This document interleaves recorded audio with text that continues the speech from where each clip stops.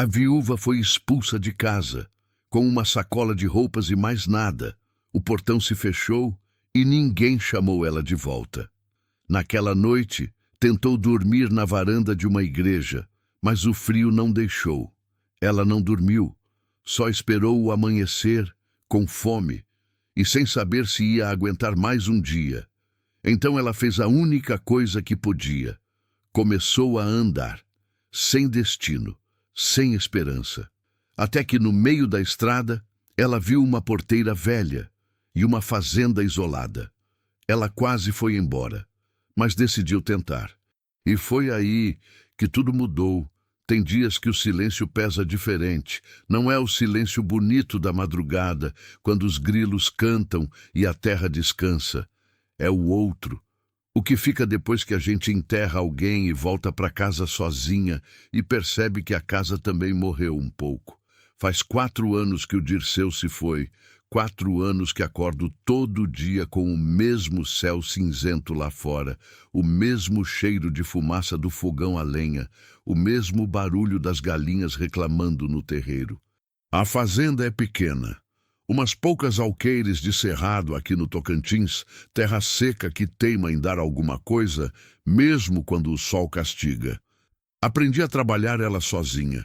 Aprendi a não esperar ajuda de ninguém. Não me queixo. Queixa não enche panela. A minha rotina é simples e dura como essa terra. Acordo antes do sol, acendo o fogo, tomo o café preto que o Dirceu tanto gostava. Ainda faço forte como ele preferia, não sei explicar porquê. Cuido das galinhas, da horta pequena que tenho perto da cerca, dou uma volta pela pastagem para ver se o arame ainda está firme. À tarde, costura ou silêncio. À noite, o barulho do vento batendo nas janelas de madeira velha e eu fingindo que estou acostumada. Sou uma mulher de 53 anos com mãos de 70. Não me envergonho disso. O que me pesa mesmo não é o trabalho. É a sensação de que os dias foram ficando todos iguais. E eu fui ficando igual junto com eles. Como se a vida tivesse parado naquele dia de março em que o Dirceu caiu no curral e não levantou mais. Naquela tarde em que tudo mudou, eu estava na varanda descascando milho. O sol já baixava, tingindo a poeira da estrada de vermelho escuro. O vento trouxe cheiro de chuva distante, aquele cheiro bom de terra prometendo. Eu nem levantei os olhos quando ouvi o barulho na estrada de chão. Caminhão passando, pensei, ou algum vizinho voltando da cidade, mas o barulho parou. Levantei os olhos devagar e vi ela, o que a estrada trouxe. Era uma menina. Não tinha mais que 7 anos. Estava parada no meio da estrada de terra, bem na frente da minha porteira, com um vestido cor-de-rosa desbotado e os pés descalços cobertos de poeira vermelha. Não chorava, só ficava ali, olhando para nada, com os braços caídos e aquela expressão que eu já vi antes. Não em criança, não. Em gente adulta que chegou no fundo. Larguei o milho no chão e desci os degraus da varanda. Menina. Ela não respondeu. Me aproximei devagar, como a gente faz com um bicho assustado. O sol ainda queimava os ombros, mas ela parecia não sentir. De perto, vi que o vestido estava rasgado numa das mangas, os cabelos embaraçados, e nos olhinhos dela, secos, sem lágrima nenhuma, havia um cansaço que não combinava com aquela idade. Você tá perdida? Ela me olhou então. Demorou, como se precisasse lembrar como se fazia isso. Minha mãe tá lá atrás, disse com a voz pequenininha e rouca. Ela caiu. Meu coração deu uma virada. Caiu onde? Na estrada, ali. Apontou com o dedo fininho para trás, na direção de uma curva que sumia entre o cerrado. Fui. Não pensei 2 vezes. Peguei a menina pela mão. Ela deixou sem resistência. E segui pela estrada de terra, com o coração batendo mais rápido do que eu queria admitir. Encontrei a mulher uns 200 metros adiante. Estava sentada no barranco, encostada num tronco de pequizeiro, com a cabeça caída para o lado. Magra demais. Pele quente que eu senti de longe. Respirava, mas com aquele peito que subia e descia rápido demais, como motor esquentado. Senhora, chamei, ajoelhando na poeira do chão. Ela abriu os olhos com dificuldade. Os olhos dela eram claros, muito claros, e cheios de um medo que ela já não tinha mais força para esconder. Minha filha, murmurou. Tá aqui. Tá comigo. Fica quieta. Botei a mão na testa dela. Febre alta.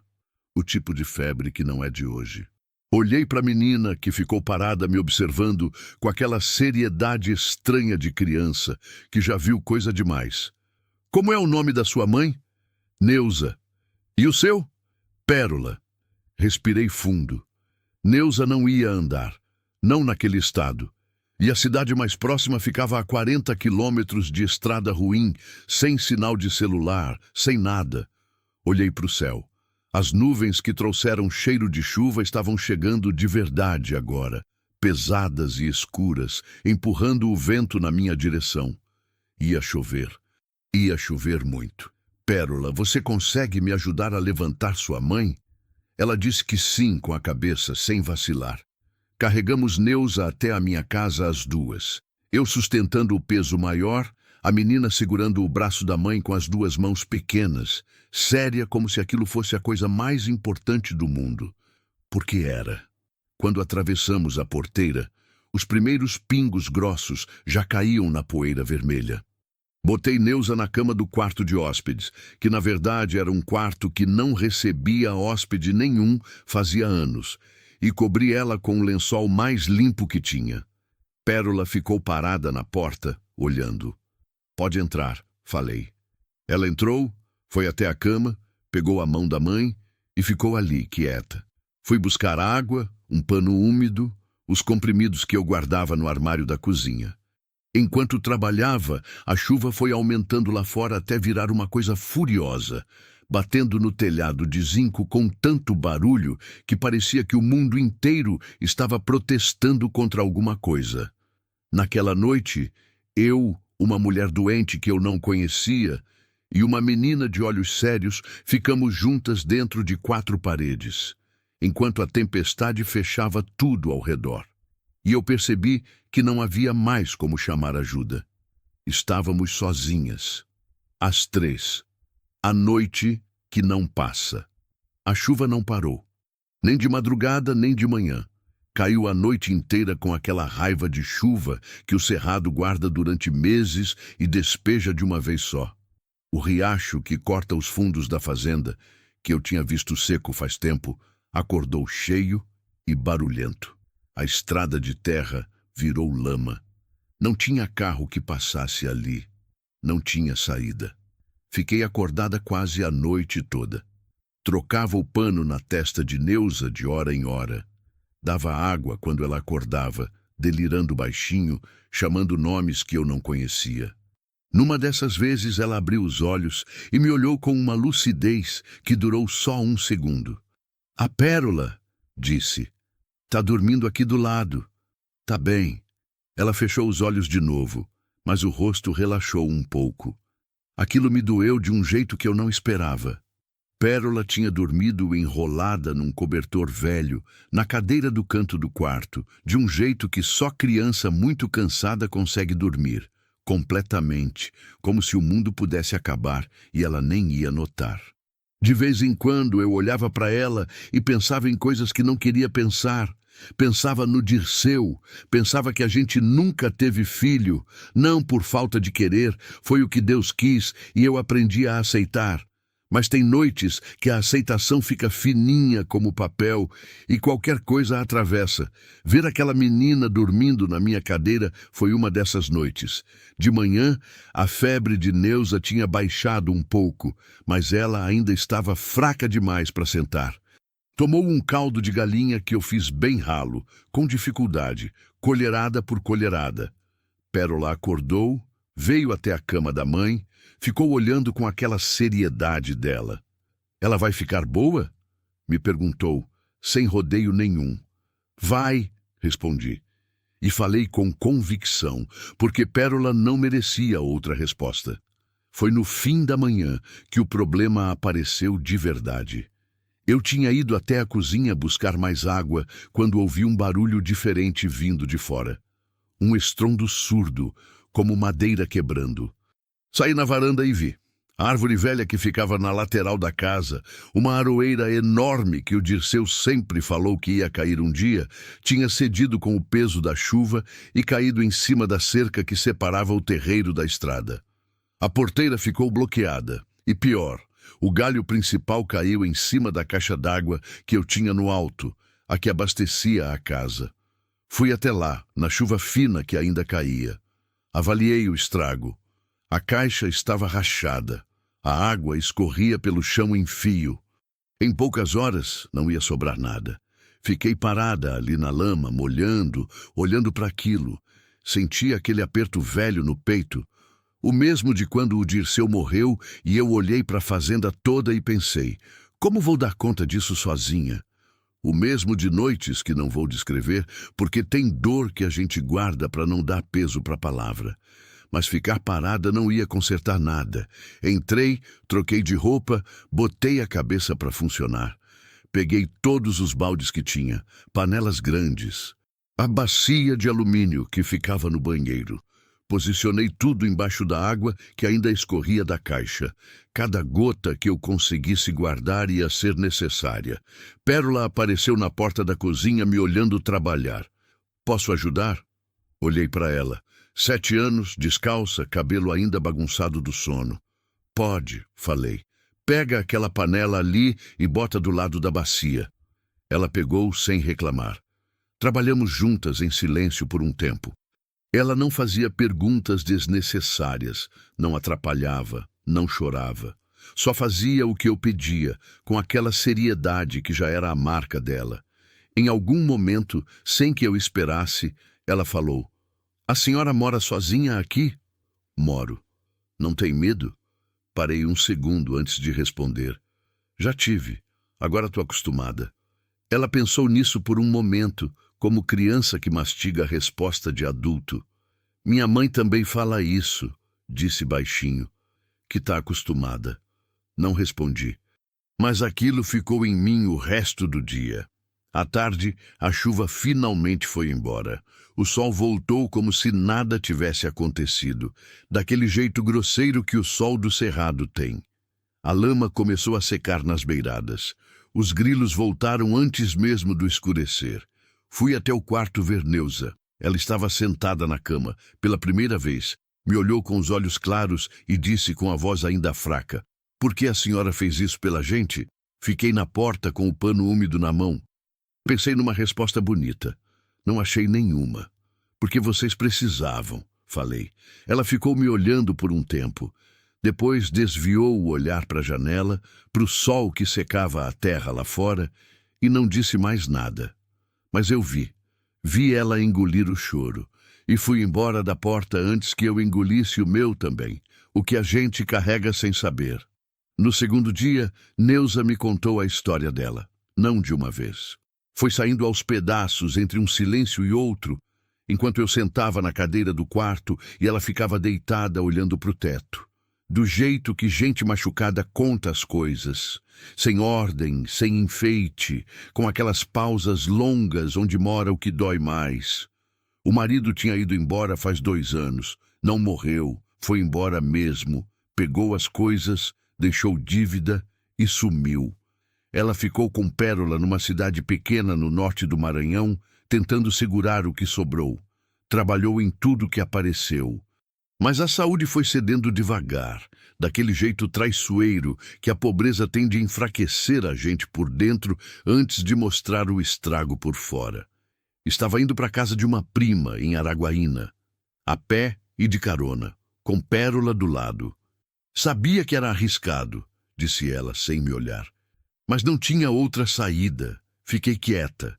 Não era hora de comentar nada. "A senhora deve estar me achando louca", murmurou. "Tô achando que a senhora fez o que pôde", respondi. Ela virou o rosto para mim, então. Os olhos claros, cheios daquela coisa que eu reconheci na hora, porque já vi no espelho. O cansaço de quem carregou demais e sozinha por tempo demais.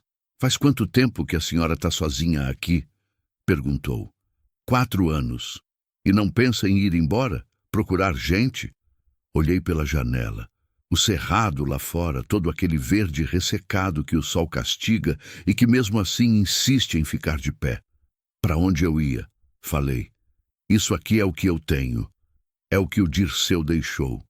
Se eu abandonar, abandono tudo que sobrou dele. Neuza não respondeu, mas eu senti que ela entendeu, não as palavras, mas o peso embaixo delas. Foi naquela tarde que Pérola me pediu para ajudar na horta. Não sei de onde veio aquilo.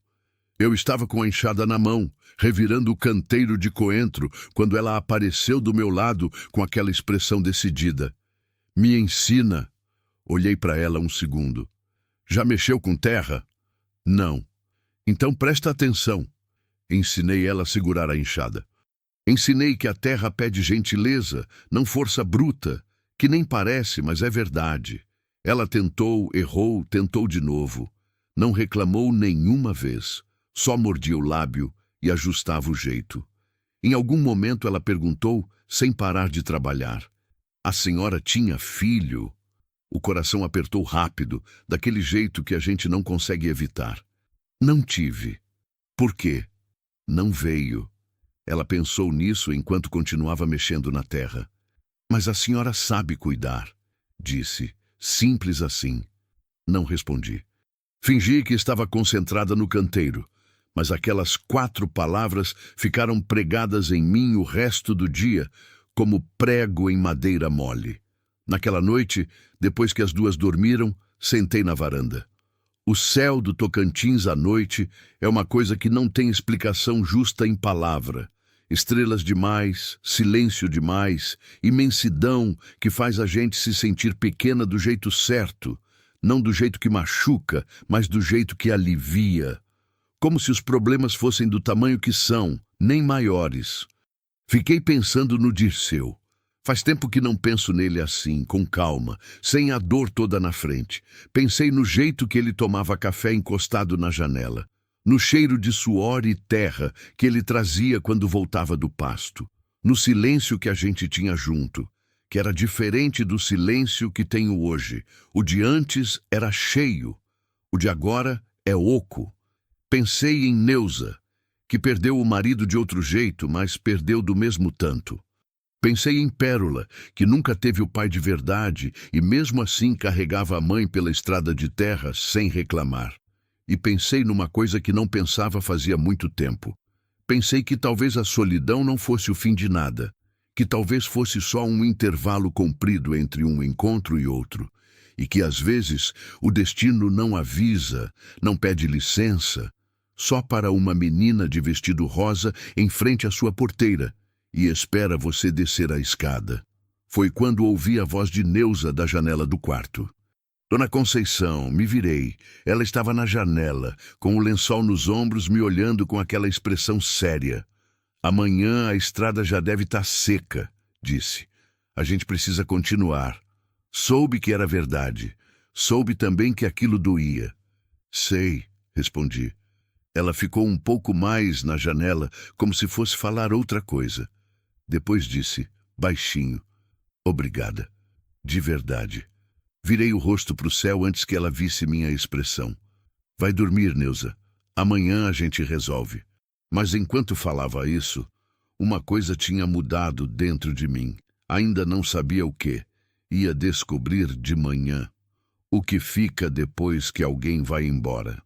A manhã chegou limpa, daquele jeito que só existe depois de chuva forte. O ar lavado, a terra vermelha mais escura, cada folha do cerrado brilhando como se tivesse sido passada a ferro. Os grilos tinham calado, os pássaros tinham tomado o lugar deles. E o sol subia devagar, sem a pressa violenta dos dias secos, como se soubesse que aquele dia precisava de mais cuidado. Acordei cedo, como sempre. Fiz o café forte, fiz beiju no forno de barro, que eu só faço quando tem visita. Percebi isso só quando já estava fazendo, e não parei. Neuza estava melhor. Levantou sozinha, veio até a cozinha com passos ainda lentos. Se sentou à mesa sem pedir ajuda. Tinha uma dignidade nela que a doença não tinha conseguido apagar. Pérola veio logo atrás, com o cabelo ainda bagunçado e os olhos sonolentos, e sentou do lado da mãe sem dizer nada. As três tomamos café juntas em silêncio. Foi o café mais cheio que tomei em 4 anos. Depois, Neuza disse que precisava arrumar as coisas. Eu disse que ia ajudar. Ela disse que não precisava. Eu fui assim mesmo. A trouxa dela era pequena, uma sacola de lona com 2 mudas de roupa, um documento guardado num saco plástico, um santinho gasto de Nossa Senhora. Aquilo era tudo. Olhei para aquela sacola e senti um peso no peito que não era pena. Era reconhecimento. O peso de quem já entendeu que às vezes a vida cabe em muito pouco. Pérola ficou na porta do quarto me observando enquanto eu ajudava a mãe a dobrar as roupas. Dona Conceição, ela chamou. Oi, a senhora vai ficar sozinha de novo. Não era pergunta, era uma constatação, dita com aquela seriedade dela que cortava mais do que ela sabia. Parei um segundo com a roupa na mão. Vou, respondi. A senhora não fica triste. Olhei para ela. Aqueles olhos sérios, aquela carinha que já tinha visto coisa demais para a idade que tinha. Às vezes fico, falei, com honestidade que eu mesma não esperava. Mas a tristeza passa. E o que aconteceu aqui não passa. Ela pensou nisso, mordendo o lábio do jeito dela. A gente pode voltar um dia? Neuza olhou para a filha com uma expressão que misturava carinho e dor. Eu respondi antes que ela precisasse. Podem. A estrada tinha secado o suficiente. A aroeira caída ainda bloqueava a porteira, mas tinha espaço para passar a pé pela lateral da cerca. Acompanhei as duas até lá. O sol já aquecia os ombros, mas com educação ainda. Aquele calor bom de manhã cedo que o interior guarda antes de virar brasa. Na porteira, Neuza parou e me encarou. Queria falar alguma coisa, eu via. Mas as palavras não vinham. Conheço bem esse lugar, onde o que se quer dizer é grande demais para caber em frase nenhuma. Então ela fez outra coisa. Abriu os braços. Fui. Deixei. Me abracei nela com uma força que eu não sabia que ainda tinha guardada, e ela me abraçou de volta com a mesma força, e a gente ficou assim por um tempo que não sei contar. Quando nos soltamos, os olhos dos dois estavam marejados. Nenhuma de nós comentou. Pérola abraçou minha cintura sem avisar, com os bracinhos finos apertando com tudo que ela tinha. Segurei ela por um momento. Senti o cheiro de criança, de terra, de estrada. Depois ela soltou, pegou a mão da mãe, e as duas foram andando pela estrada de terra vermelha. Eu fiquei na porteira olhando até a curva do cerrado engolir a silhueta das duas. O silêncio voltou, mas era diferente. Voltei para dentro devagar. Passei pela cozinha, vi as 3 xícaras ainda na mesa, não lavei de imediato. Fiquei olhando para elas por um tempo, aquelas 3 xícaras de louça simples, meio lascadas, que tinham sido usadas juntas pela primeira vez em muito tempo. Fui até a varanda. Sentei na cadeira de balanço do Dirceu, que eu nunca sentava. Sentei. O balanço rangeu. O cerrado estava quieto na minha frente, imenso e verde, e seco e vivo ao mesmo tempo, como sempre foi. O vento trouxe cheiro de terra molhada, ainda guardada embaixo das folhas. E eu percebi uma coisa simples, daquelas que a gente demora anos para ver, porque ficam escondidas embaixo da dor. Eu tinha passado 4 anos esperando o silêncio ir embora, sem entender que o silêncio não vai embora. Ele fica. Mas ele muda, quando a gente permite que alguém entre nele, mesmo que por pouco tempo, mesmo que por 2 dias de chuva e febre e beiju de manhã. O silêncio não vira barulho. Ele vira companhia. Pensei no Dirceu. Pensei que ele ia gostar de Pérola. Ia ficar quieto do lado dela, do jeito dele, mas ia gostar. Pensei que talvez ele tivesse mandado aquelas 2 até minha porteira. Não porque eu precisava ser heroína de ninguém, mas porque eu precisava lembrar que ainda estava viva. Que ainda tinha mãos para cuidar. Que ainda tinha coração para sentir. Me levantei da cadeira do Dirceu. Fui até a horta, peguei a enxada. E enquanto trabalhava a terra, sozinha, mas diferente de antes, decidi uma coisa pequena e enorme ao mesmo tempo. Ia consertar a porteira. Ia pintar a porta da frente que estava descascando fazia tempo. Ia deixar a casa com cara de casa que recebe. Porque destino é isso. Não é o que a gente planeja. É o que para na sua estrada quando você menos espera. É a menina de vestido rosa, com os pés cobertos de poeira vermelha, parada na sua porteira, olhando para nada. E a gente que decide descer a escada. Ou não. Eu desci. E foi a melhor coisa que fiz em 4 anos. A madeira chegou numa terça-feira. Eu tinha encomendado com o seu Antônio, lá no depósito de material da cidade, numa das raras vezes que descia a estrada até o asfalto. Ele mandou pelo filho mais novo, um rapaz magro de uns 20 anos, que descarregou as tábuas no terreiro sem dizer muita coisa, recebeu o pagamento contado em dinheiro velho que eu guardava numa lata de biscoito e foi embora levantando poeira com a caminhonete. Fiquei olhando para as tábuas por um tempo. O sol batia em cima delas e o cheiro de madeira nova subia no ar quente. Um cheiro limpo, honesto, que me lembrou de quando o Dirceu construiu o galinheiro novo, anos atrás. Ele era assim com madeira, respeitoso. Dizia que madeira boa merecia mão boa, que não adiantava ter o melhor material do mundo se o carpinteiro não tivesse paciência. Eu aprendi carpintaria do jeito que aprendo quase tudo, observando ele, ficando quieta do lado, deixando a mão ir junto com a dele quando ele deixava. Não sou carpinteira, mas sei o suficiente. Passei a manhã inteira trabalhando na porteira. O sol foi subindo e esquentando as costas. O suor encharcou a blusa, a poeira vermelha foi grudando nos joelhos, enquanto eu ajoelhava para encaixar as dobradiças no poste. 2 vezes o encaixe não ficou certo e tive que recomeçar. Não xinguei, não joguei nada. Só respirei fundo e comecei de novo.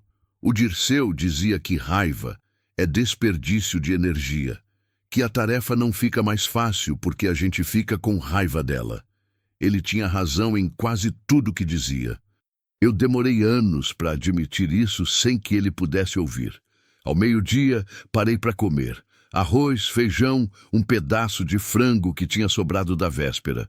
Comi na varanda, olhando para o trabalho que tinha feito até ali. A porteira ainda estava pela metade, mas já dava para ver o que ia ser. Sólida, bem encaixada, com aquela dignidade simples de coisa feita com cuidado. Pensei em Pérola. Pensei nela me perguntando se eu ia ficar triste. E pensei na minha resposta, que a tristeza passa, mas o que acontece não passa. Tinha dito aquilo sem pensar muito, do jeito que a gente fala a verdade quando não está com tempo de mentir. Mas aquelas palavras tinham ficado em mim como ficam as coisas certas, sem fazer barulho, só ocupando lugar. A tristeza passa. Não toda, não de vez, mas vai mudando de forma, vai ficando menos afiada, vai aprendendo a dividir espaço com outras coisas, com o cheiro de café de manhã, com o barulho da chuva no zinco, com a sensação de madeira nova nas mãos e trabalho sendo feito. Terminei a porteira no fim da tarde. Fiquei parada na frente dela, com as mãos sujas de serragem e graxa de dobradiça, e abri e fechei 3 vezes só para ouvir o som. O rangido tinha sumido. O encaixe estava firme. A madeira clara contrastava com o poste velho, mas não de um jeito feio, de um jeito que mostrava que ali tinha acontecido alguma coisa, que alguém tinha decidido consertar. Às vezes é isso que basta. Não reformar tudo de uma vez, não fingir que nada está quebrado, só escolher uma coisa, uma porteira, uma porta, um canteiro e cuidar daquilo com tudo que tem.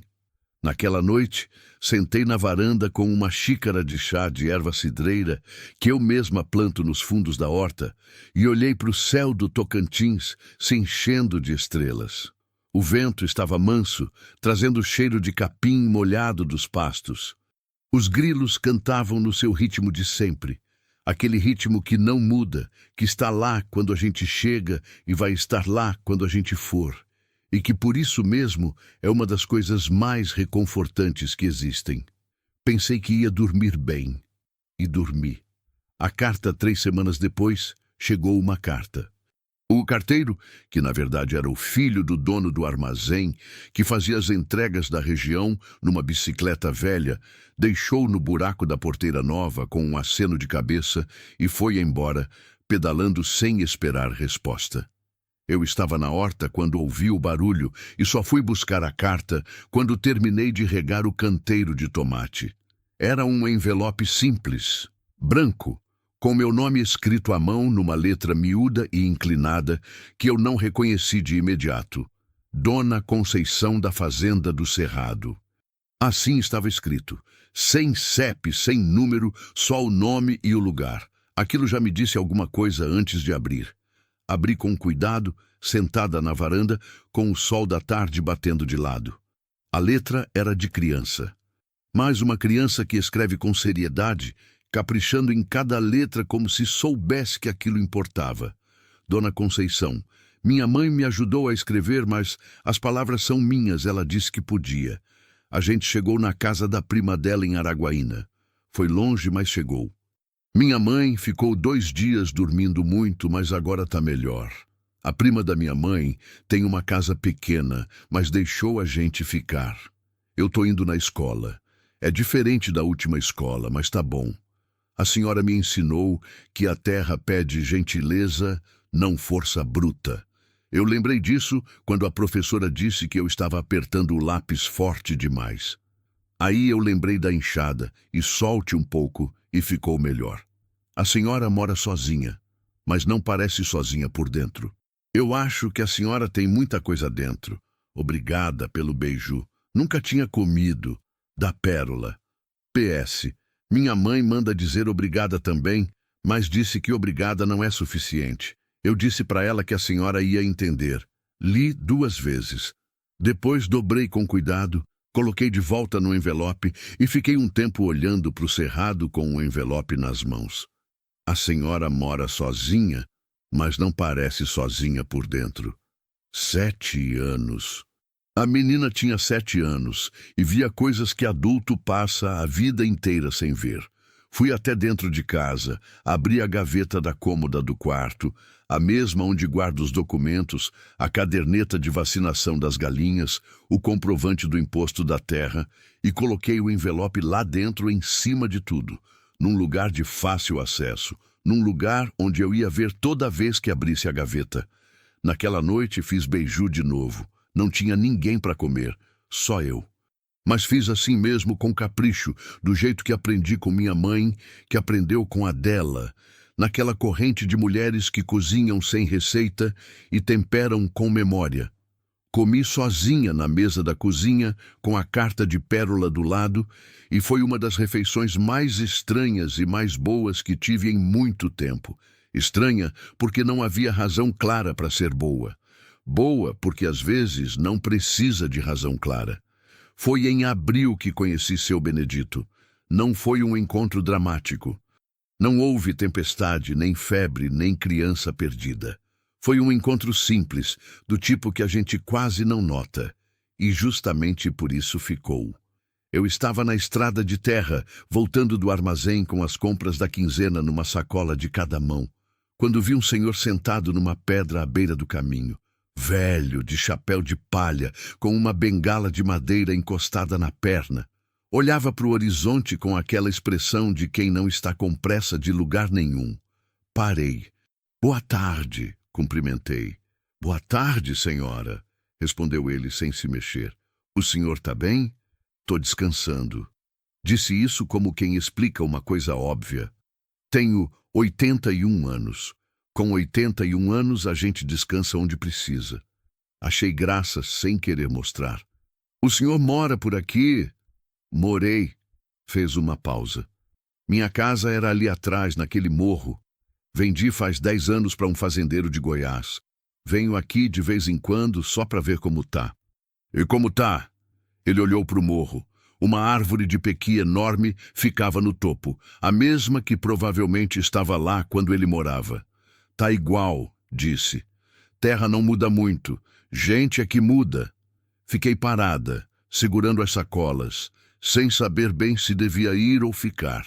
Havia qualquer coisa naquele velho que prendia. A senhora é a viúva do Dirceu? Perguntou de repente. Me surpreendi. Sou. Conheci ele.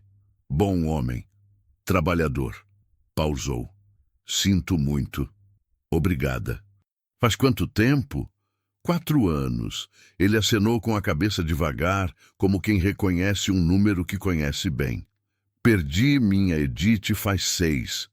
Disse sem drama, só como fato. Ainda estranha, 6 anos depois. Acho que não para de estranhar. A gente só aprende a andar com o estranhamento do lado. Fiquei olhando para ele. Falei. É exatamente isso. Ele me olhou então pela primeira vez de verdade, saindo do horizonte e me encarando com olhos pequenos e vivos debaixo do chapéu de palha. A senhora aprendeu, disse. Dá para ver. Não respondi, mas fiz questão de não desviar o olhar. Ficamos em silêncio por um momento, não um silêncio desconfortável, mas o tipo bom, de gente que não precisa preencher o ar com palavra para se sentir em companhia.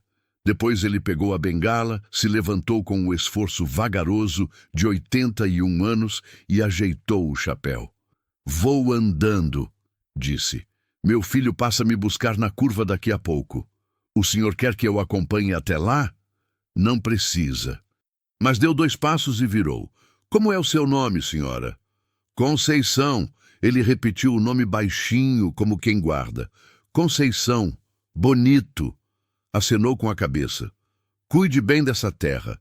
Terra que tem dono que cuida, fica boa por muito tempo. E foi andando pela estrada de terra, devagar, mas firme, a bengala marcando o ritmo no chão seco. Fiquei olhando até ele sumir na curva. Depois peguei minhas sacolas e voltei para casa.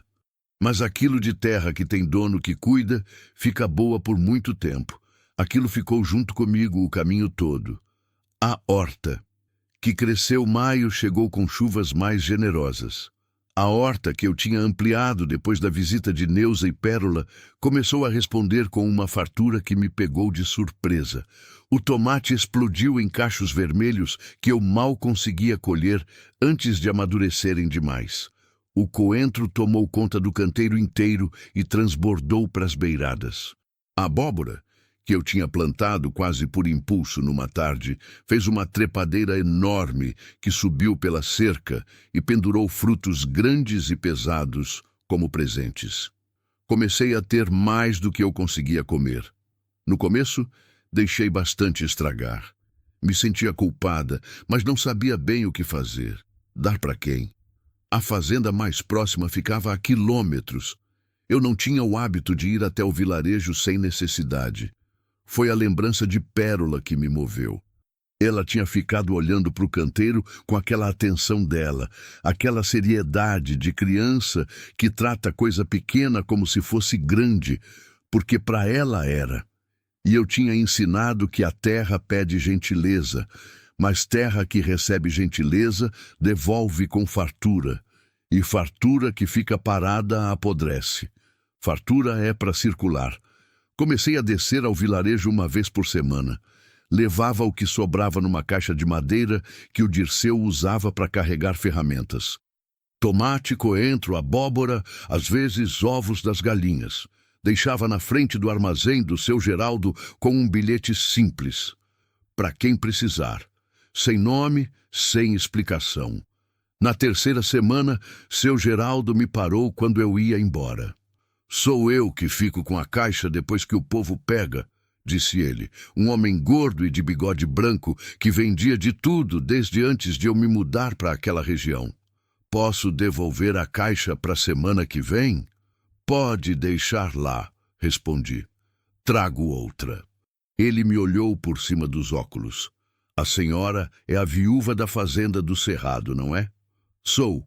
Dirceu era bom homem. Era. A senhora também é boa gente, disse ele simplesmente, como quem constata o tempo. Bom saber que ainda tem. Fui embora sem responder, mas com aquilo esquentando algum lugar dentro do peito que tinha ficado frio por muito tempo. Na semana seguinte, quando fui deixar a caixa, Havia uma nota dobrada em cima da caixa vazia. Abri. Era de uma letra de adulto, grande e irregular. Dona da horta, o tomate foi o melhor que comi em anos. Minha filha perguntou se podia plantar um igual. Eu disse que não sabia. Será que a senhora ensina? Sem assinatura, sem contato. Dobrei o papel, coloquei no bolso. Escrevi no bilhete da semana seguinte embaixo do para quem precisar. Quem quiser aprender a plantar aparece no sábado de manhã na fazenda do Cerrado. A porteira nova fica aberta. Não sabia se alguém ia aparecer. No sábado de manhã apareceram 3. Uma mulher jovem, com uma menina de uns 4 anos no colo. Uma senhora de cabelos brancos, que disse que tinha plantado vida toda, mas queria aprender de novo. E um rapaz de uns 15 anos que veio sozinho, de bicicleta, sem explicar por quê. Passamos a manhã inteira na horta. Ensinei o que sabia, que não é muito, mas é real. Como preparar a terra antes de plantar. Como saber a hora de regar sem encharcar. Como respeitar o espaço entre uma muda e outra. Porque planta, como gente, precisa de espaço para respirar. A menina pequena ficou o tempo todo com as mãos enfiadas na terra, feliz com uma felicidade de criança que encontrou o lugar certo. Me lembrou de Pérola. No fim da manhã, a senhora de cabelos brancos me pegou pelo braço antes de ir embora. Faz tempo que não passava um sábado tão bom, disse ela. Não soube o que responder. Então não respondi nada, só apertei a mão dela e foi o suficiente. O caderno do Dirceu. Foi num domingo de junho que encontrei o caderno. Estava arrumando o quarto. Uma arrumação de verdade, daquelas que a gente adia por meses porque sabe que vai mexer em coisa que dói. E tirei tudo do guarda-roupa para limpar por dentro. Lençóis, cobertores, as roupas dele que eu nunca tinha conseguido dar, dobradas com um cuidado que não era necessário, mas que eu não conseguia deixar de ter. No fundo do guarda-roupa, debaixo de uma manta de retalhos que minha mãe tinha feito, estava o caderno. Capa dura, preta, com o canto amassado. O tipo de caderno de papelaria simples que vende em qualquer armazém do interior. Eu nunca tinha visto ele escrever naquele caderno. Nunca tinha visto o caderno. Sentei na beira da cama com ele no colo por um tempo sem abrir. O quarto estava quieto. Lá fora, o vento movia as folhas do pequizeiro que fica perto da janela, e a sombra das folhas dançava no chão de cimento. Um calor brando de manhã de inverno do Cerrado, que não é frio de verdade, mas é o mais perto de frio que a gente tem por aqui. Abri o caderno. A letra do Dirceu era grande e um pouco torta, de homem que aprendeu a ler tarde e nunca fez questão de ter caligrafia bonita. Mas estava lá, página após página, com datas que iam de quase 10 anos atrás até o mês antes de ele morrer. Não era um diário exatamente. Era mais anotações esparsas, coisas da fazenda. Quando plantou, quando colheu, quando o arame da cerca sul arrebentou pela 3ª vez. Custos de ração, de remédio para gado, de material de construção. O Dirceu prático, o Dirceu administrador, o Dirceu que nunca deixou conta em aberto. Mas no meio de tudo isso, de vez em quando, uma frase solta. Hoje a Conceição riu de um jeito que não ouvia faz tempo. Valeu o dia inteiro. Choveu 3 dias seguidos. Fiquei doente. Ela cuidou sem reclamar. Não merece um homem cansado como eu, mas fico feliz que ficou. A horta dela tá bonita. Ela não sabe o quanto fica bonita quando tá com a mão na terra. Às vezes, olho para ela dormindo e fico com medo de acordar e ela não tá mais lá. Não sei de onde vem esse medo. Só sei que tenho. Li tudo. Demorei horas. O sol foi passando pela janela enquanto eu lia, mudando de ângulo, aquecendo e depois resfriando o quarto. Em algum momento, as galinhas fizeram barulho lá fora pedindo ração, e eu não fui. Pela primeira vez em 4 anos, deixei as galinhas esperando. Na última página escrita, com data de 3 semanas antes de ele morrer, estava: não tô me sentindo bem faz um tempo. Não falei para ela porque ela já tem peso demais. Se eu for antes, quero que ela saiba que cada dia aqui valeu. Que a fazenda é dela e ela dá conta. Que o silêncio que a gente teve junto foi o melhor barulho da minha vida. Não sei se isso faz sentido escrito. Na cabeça faz. Fechei o caderno. Fiquei sentada na beira da cama por um longo tempo, com ele no colo, sem chorar. Não porque não quisesse, mas porque o que eu sentia era grande demais para caber em lágrima.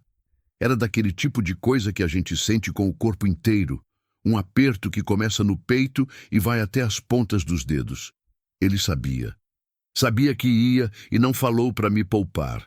E mesmo assim, mesmo carregando aquilo sozinho, tinha deixado o café quente toda manhã, tinha consertado o arame da cerca, tinha olhado para mim dormindo com medo de me perder. Me levantei, fui até a janela. O cerrado estava lá, igual a sempre. Imenso, verde amarelado, indiferente e bonito. O pequiseiro balançava no vento. Uma garça branca cruzou o céu lá longe, sozinha, indo em alguma direção que só ela sabia. Guardei o caderno na gaveta da cômoda, do lado da carta de pérola. 2 documentos do que importa, 2 lembretes de que a vida passa, mas o que fica dentro da gente não prescreve. Agosto. Em agosto, Neuza ligou. Eu não sabia que ela tinha conseguido meu número. Depois soube que foi pelo armazém do seu Geraldo, que conhece meio mundo e não vê problema em conectar a outra metade. O telefone tocou numa tarde. Eu atendi sem reconhecer o número. E a voz dela veio do outro lado, com aquela calma que ela tinha mesmo quando estava no fundo do poço. Dona Conceição. Neuza. Reconheci na hora. A senhora tá bem? Tô. E vocês? Tô trabalhando. Havia um orgulho contido naquilo, o tipo que não precisa ser dito alto para ser ouvido. Consegui emprego numa padaria aqui em Araguaína. Começo cedo, termino tarde, mas é honesto. Que bom, Neuza, que bom mesmo. A Pérola tá indo bem na escola. A professora disse que ela é séria demais para a idade. Uma pausa com um sorriso dentro. Eu disse que ela é assim desde pequena. Fiquei quieta um segundo, sentindo aquele calor bom de notícia que a gente precisava ouvir. Ela mandou uma carta, disse. Eu sei, ela me contou. Ficou muito orgulhosa quando a senhora não respondeu logo. Disse que carta boa não precisa de resposta rápida. Outra pausa. Não sei de onde ela tirou isso. Dei uma risada curta, a primeira risada ao telefone em não sei quanto tempo. Dona Conceição, disse Neuza, mais séria agora.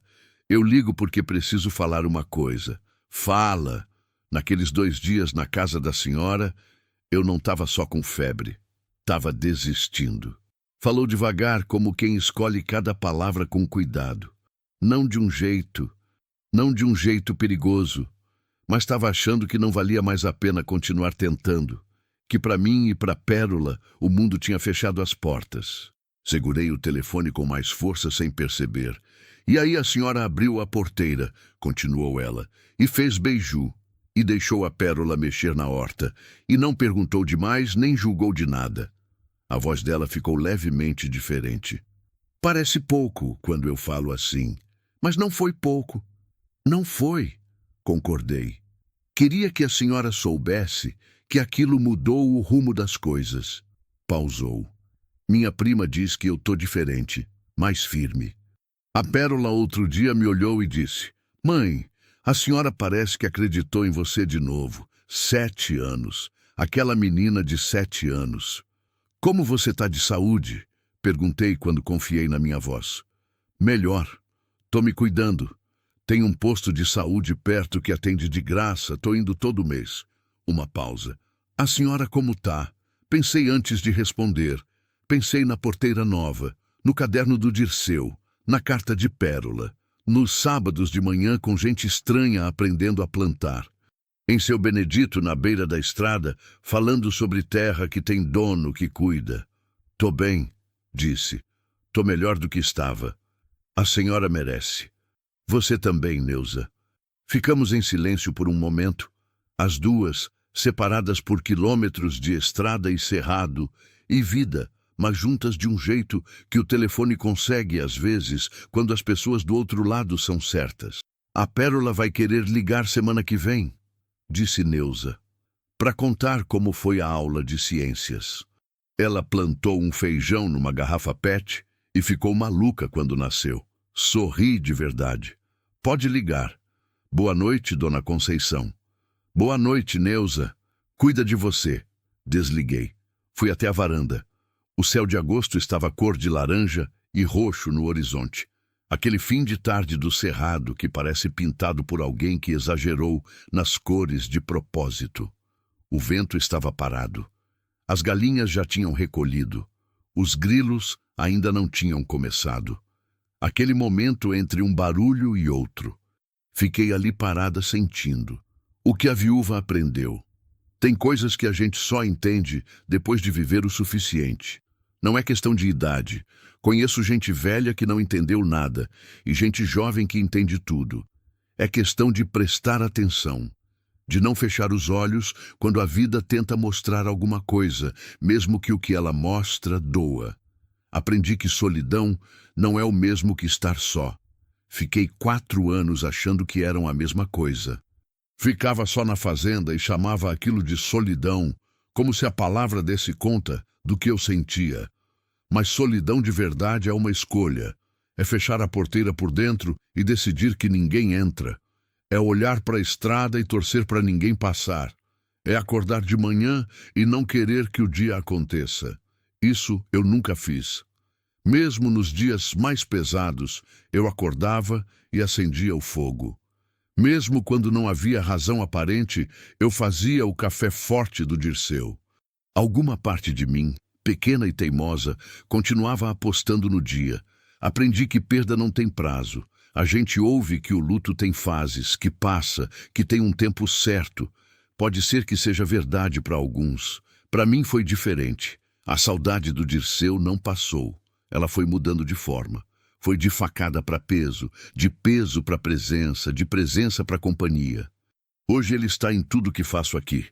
No café forte, no jeito que cuido da terra, na bengala que guardo encostada na parede mesmo sem precisar. Não é mais dor, é quase carinho. Aprendi que destino não é o que acontece com a gente. Destino é o que a gente faz com o que acontece. Poderia ter olhado para aquela menina de vestido rosa na minha porteira e pensado, problema dos outros.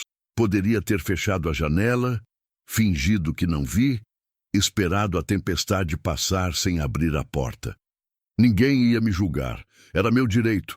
Mas direito e escolha são coisas diferentes.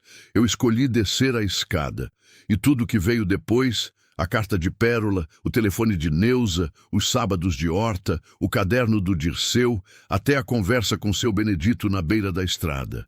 Tudo isso nasceu daquele passo, uma porteira aberta. Às vezes é tão simples quanto isso. Setembro. Em setembro, pintei a porta da frente. Verde. Um verde escuro, quase musgo, que eu vi numa revista velha que estava no armazém do seu Geraldo e arrancou de mim um querer imediato e inexplicável.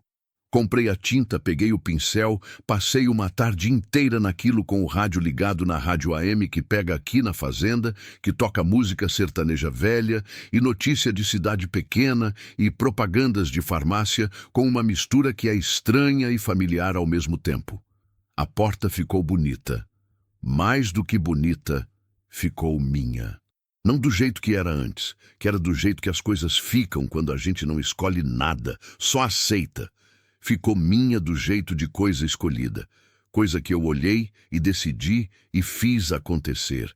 O Dirceu nunca pintou a porta. Dizia que madeira boa não precisa de tinta, que tinta esconde o veio. Talvez tivesse razão. Mas eu precisava de verde musgo numa tarde de setembro, e ele não estava mais aqui para discutir, e imagino que ele estaria bem com isso. Imagino que estaria até orgulhoso. Naquela tarde, enquanto eu pintava, parou uma caminhonete na estrada. O motorista desceu, um homem de uns 40 anos, chapéu, poeira da estrada nas botas, e ficou olhando pela porteira. Com licença, chamou. Essa é a fazenda que vende verdura? Não vendo, respondi, sem parar de pintar. Dou. Ele ficou 1 segundo processando isso. Dá para pegar um pouco de tomate? Tô passando para Palmas, esqueci de comprar no mercado lá atrás. Entra, falei. Fica à vontade. Ele entrou pela porteira nova, tirou o chapéu, olhou ao redor com aquela atenção de homem que passou a vida em fazenda e avalia tudo sem parecer que está avaliando. Bonita a porta, disse. Acabei de pintar. Verde bom, comentou, com aquela economia de elogio de homem do interior que quando fala, fala de verdade. Levei ele até a horta, mostrei o tomate. Ele colheu com cuidado, sem arrancar folha desnecessária, sem pisar em canteiro que não era o caminho. Pequenos gestos que dizem tudo sobre como uma pessoa trata o que não é dela. Quanto fica? Perguntou quando terminou. Nada, ele me olhou. Não posso pegar de graça. Pode, aqui é assim. Ficou me olhando por um momento, como se tentasse entender a regra que eu estava seguindo. Por quê? Pensei na resposta. Porque quando eu precisei, tive gente que me ajudou sem cobrar nada. Pausei. E porque tomate que não vai para a mão de ninguém apodrece na planta? É desperdício. Ele ficou quieto um segundo. Depois disse: minha mãe falava que bondade sem motivo é a única bondade real. Sua mãe era sábia. Era. Colocou o chapéu de volta. Obrigado, senhora. Vai com Deus. Ele foi pela porteira, voltou para a caminhonete, saiu levantando a poeira vermelha da estrada. Fiquei olhando até sumir na curva. Aquela curva que o cerrado já havia engolido Neuza e Pérola, que havia engolido seu Benedito, que engole todo mundo que passa e segue. A estrada pega e devolve. Às vezes devolve de outro jeito, mas devolve. Voltei para a Porta Verde e terminei de pintar. O que fica hoje é uma manhã de outubro. Acordo antes do sol, como sempre. O quarto ainda está escuro quando abro os olhos, mas já dá para ouvir os primeiros pássaros lá fora. Aquela conversa miúda que eles têm antes do dia começar de verdade. Fico um momento deitada, ouvindo, sem pressa de levantar. Isso é novo. Antes eu levantava já com o peso do dia em cima, já calculando o que precisava fazer, já antecipando o cansaço. Hoje fico um momento simplesmente deitada, simplesmente acordada, simplesmente aqui. Levanto, acendo o fogo, faço o café, forte, sempre forte. Enquanto espero ferver, fico na janela da cozinha olhando para o terreiro que vai clareando devagar. As galinhas ainda não saíram do galinheiro. A horta está quieta, molhada de orvalho.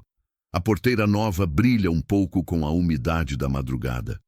Penso em Pérola, que deve estar acordando agora em Araguaína, arrumando o uniforme da escola com aquela seriedade dela. Penso em Neuza, que deve estar chegando na padaria antes de todo mundo, porque esse é o tipo de mulher que ela é. Penso em seu Benedito na pedra à beira da estrada, olhando para o morro onde foi sua casa. Penso no Dirceu e nas palavras dele no caderno. O silêncio que a gente teve junto foi o melhor barulho da minha vida. E sinto aquilo não como faca, mas como mão no ombro. O café ferve. Passo na xícara, sento na varanda, na cadeira do Dirceu, que agora é também minha, e tomo o primeiro gole olhando para o cerrado que acorda junto comigo. A fazenda está quieta, mas é um silêncio cheio agora, cheio de carta de Pérola na gaveta, de Porta Verde, de sábados com estranhos na horta, de telefone que pode tocar a qualquer hora com voz que importa, de porteira aberta. Aprendi que a vida não para de passar. Não tem como segurar. Não tem como pedir licença antes de levar embora o que a gente ama. Não tem manual, não tem aviso, não tem jeito certo de atravessar. O que tem é escolha. Todo dia, toda manhã, quando o fogo acende e o café ferve e o cerrado começa a clarear, tem escolha de fechar ou abrir, de descer ou não descer a escada, de deixar a porteira com cara de casa que recebe ou de travar por dentro e esperar o tempo passar. Eu escolho abrir, não porque sou corajosa, não sou. Não porque não tenho medo, tenho muito. Não porque não dói, dói sempre de algum jeito quando a gente se permite sentir, mas porque aprendi, com uma menina de 7 anos de olhos sérios e vestido cor-de-rosa desbotado, que destino não avisa. Ele só para na sua porteira. e espera você descer.